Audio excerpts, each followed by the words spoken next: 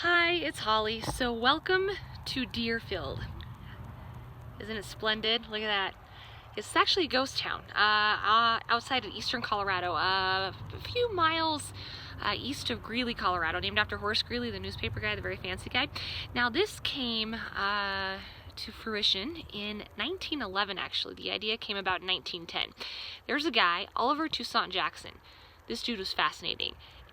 Incredibly, driven and ambitious and everything that... I thought I was driven and ambitious. I'm not O.T. Jackson. Okay, so O.T. Managed a few restaurants, one in Boulder near Chautauqua Park, and then another one in Denver, and also helped out a few governors in Colorado, 3 of them to be exact. And one day around 1910, he went to the governor in Denver at the time, and he's like, listen, I want to build my own town. Told you, dude was super ambitious. And the governor's like, all right, sure. And they were wanting to build an agricultural community. It went pretty well for a while. They actually had 2 churches out here for a bit, 1 school. They were planning on building a canning factory, all sorts of plans and everything. And then around the 1930s, the Dust Bowl hit. Good times. Not for them. They noticed, and by 1946, there's population 1. There used to be 200 people living here. This is a place to be. People would come up from Denver and Boulder on the weekends and party, and they'd have, oh my gosh, they'd have so much fun. And now we are left with 3 buildings. The one behind me here, a plaque that was put down in 1910, in 2010. And then this building right beside me here. Now, somebody actually lived here till about the mid-1970s, so I think that's why there's this random outlet there. Yeah.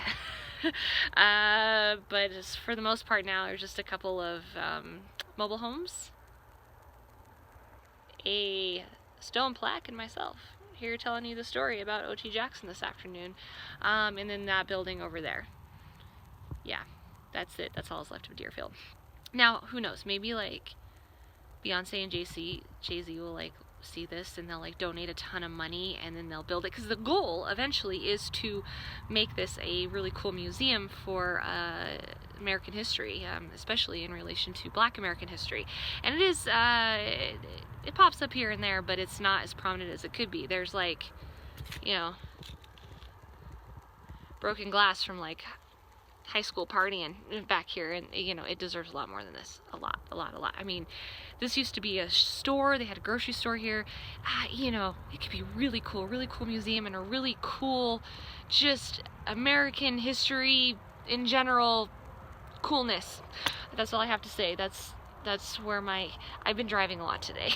That's where my vocabulary ends. So take a look if you're ever driving through eastern Colorado. It's on Highway 34 as you're headed out towards Nebraska and Kansas. You can just pull off the side of 34, check out the plaque. Yep, that one right there, and kind of take a look around, but don't go in the buildings. They're condemned. For real. Yeah, and there's probably snakes. And yeah, speaking of, I'm going to call it a night. Have a great one. I will talk to you guys later.